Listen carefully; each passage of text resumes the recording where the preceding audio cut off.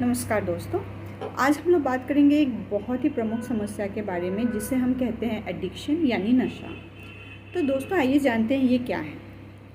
दोस्तों, जब कोई व्यक्ति किसी वस्तु या किसी द्रव्य का इस्तेमाल बहुत ही अत्यधिक मात्रा में और अनिवार्य तरीके से करने लगता है तो उसे हम एडिक्शन कहते हैं।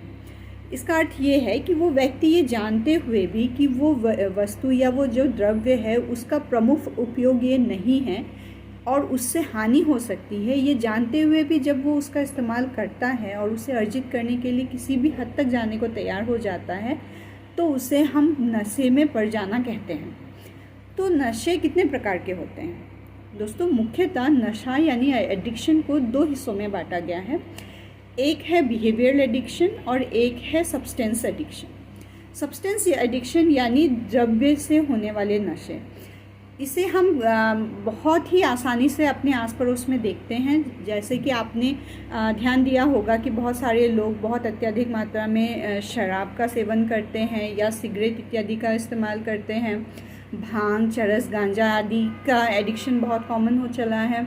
इसके अलावा हेरोइन, ड्रग्स, ब्राउन शुगर जैसे चीज़ों का व्यवहार करना भी आजकल काफ़ी सामान्य हो गया है और बहुत ही सामान्य रूप से बच्चों में और ख़ासकर युवाओं में देखा जाने लगा है। तो ये सारे ही सब्सटेंस एडिक्शन के अंदर आते हैं।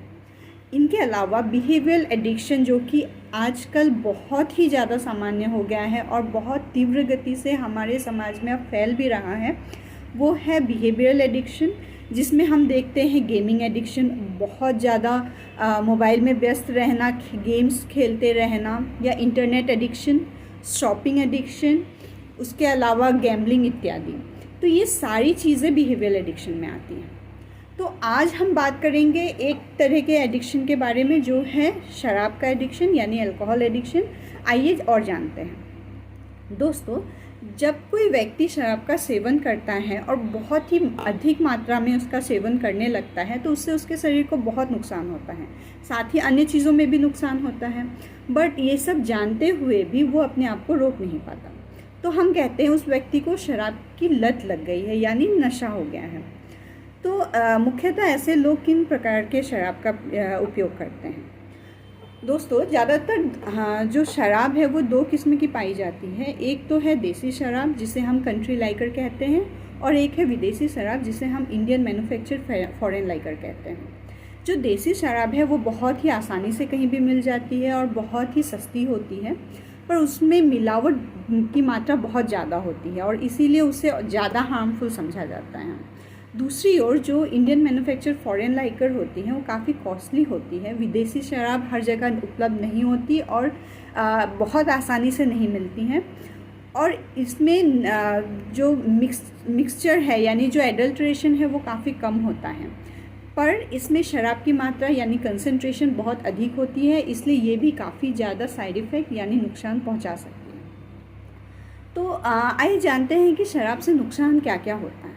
सबसे पहला तो शारीरिक नुकसान है, यानी कि जो व्यक्ति इसका सेवन अत्यधिक मात्रा में करते हैं या लंबे समय तक इसका प्रयोग करते हैं उनमें बहुत सारी शारीरिक बीमारियां देखी जाती हैं, जैसे कि उनका लीवर में प्रॉब्लम हो सकती है, जो जीआईटी है यानी हमारी जो खाद्य नली और पाचन तंत्र है उस पर बहुत ज़्यादा बुरा असर पड़ता है, हार्ट पे बहुत बुरा असर पड़ता है। लंबे समय में नर्व यानी जो नसें होती हैं वो सूखने लगती हैं, उन पर बहुत बुरा असर पड़ता है, और इंसान का, ऐसे लोगों का जो मस्तिष्क है, ब्रेन है, वो भी समय के साथ सूखने लगता है, जिसके वजह से चलने फिरने में तकलीफ़, बैलेंसिंग में प्रॉब्लम, या फिर नींद की तकलीफ़ बहुत ज़्यादा होना, चिड़चिड़ापन, उनके व्यवहार में अंतर आ जाना, ये सारी चीज़ें देखी जा सकती हैं। इसके अलावा सामाजिक रूप से ये बहुत ज़्यादा हानिकारक है। समाज को और परिवारजनों को इससे बहुत ज़्यादा नुकसान होता है। ऐसे लोग अक्सर पैसे के लिए या शराब पाने के लिए घर में तोड़फोड़ कर सकते हैं या घर की चीज़ों को बेच सकते हैं।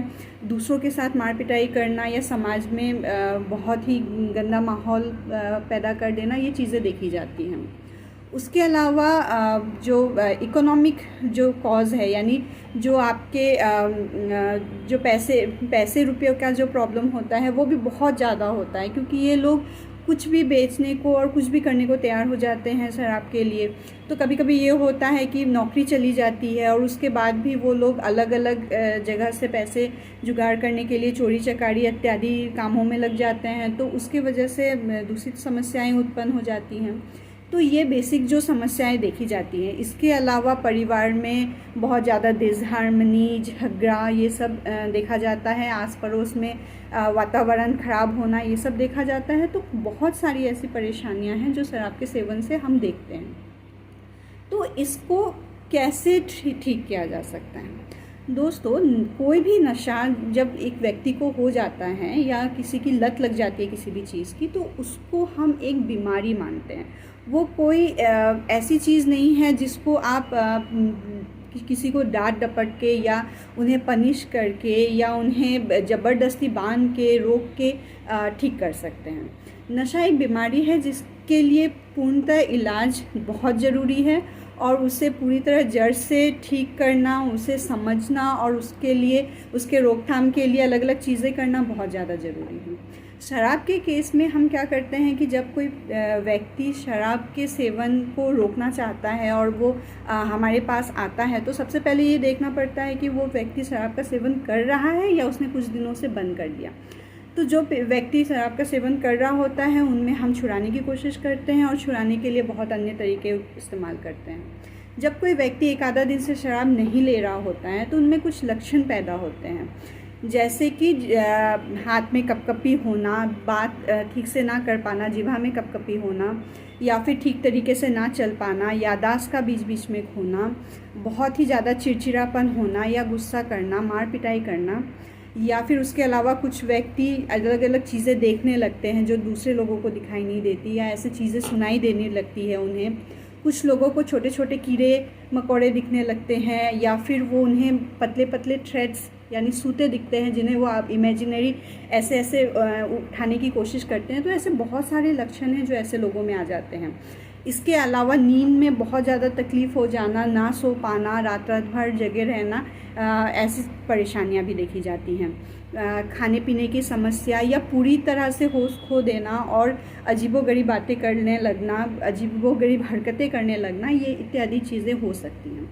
तो ऐसे व्यक्ति जब हमारे पास आते हैं तो सबसे पहले हम इन लक्षणों को कंट्रोल करने की कोशिश करते हैं और उनके लिए सब्स्टिट्यूट थेरेपी देते हैं। सब्स्टिट्यूट थेरेपी में हम ऐसी चीज़ें देते हैं या ऐसे दवा देते हैं जो कि शराब की तरह ही काम करते हैं, बट वो नशा नहीं करते और शरीर को ज़्यादा हानि नहीं पहुंचाते हैं। तो ऐसे ड्रग के सेवन से उनके लक्षण कंट्रोल में हो जाते हैं और वो अपने लक्षणों से परेशान होकर वापस शराब लेने पे मजबूर नहीं होते। ये करने के बाद जब हम एक अच्छे समय के लिए पेशेंट्स को शराब से दूर रख पाते हैं तो उसके बाद हम नेक्स्ट स्टेप में जा सकते हैं जिसे हम डी एडिक्शन फेज़ कहते हैं। इसमें मुख्यतः दो ऑप्शंस होते हैं हमारे पास, एक तो एबरेंट थेरेपी और एक होता है एंटी क्रेविंग।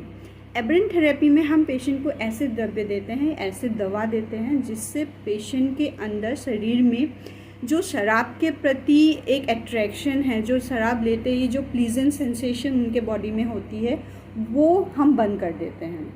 ये ऐसे दवा होते हैं जो शरीर में जब मौजूद होती है उस अवस्था में अगर वो पेशेंट या व्यक्ति शराब का सेवन करता है तो ये ड्रग जो है वो उसके साथ रिएक्ट करते हैं और उस रिएक्शन के वजह से शरीर में कुछ अनप्लीजेंट सेंसेशंस पैदा होती हैं और उसकी वजह से पेशेंट शराब को पीना नहीं चाहता। तो इसको हम एबरेंट थेरेपी बोलते हैं। दूसरा ऑप्शन ये होता है कि एंटी क्रेविंग यानी हम ऐसी दवाइयाँ दे पेशेंट को जिससे कि शराब लेने की लत या जो लेने का बहुत ज़्यादा आग्रह उनके अंदर मौजूद हो जाता है या बीच बीच में जो उनमें लत लगती है उसे हम कम करते हैं।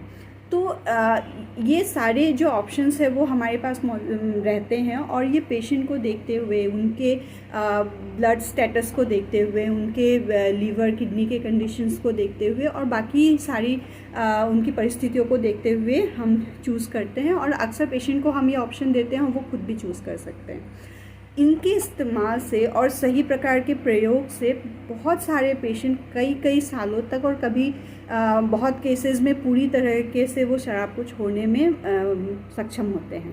इसलिए बहुत ज़रूरी है कि अगर आपको या आपके आस पड़ोस में कोई भी व्यक्ति शराब की लत से जूझ रहा है तो वो डॉक्टर के पास जाए, साइकेट्रिस्ट के पास जाए और पूरी तरीके से अपना इलाज कराए, प्रॉपर थेरेपी ले, प्रॉपर ट्रीटमेंट ले और डी एडिक्ट हो, यानी कि शराब की लत से मुक्ति पाए, ताकि जो भी समस्याएं मैंने कही, चाहे वो शारीरिक हो या सामाजिक हो, उनसे उसे छुटकारा मिल सके।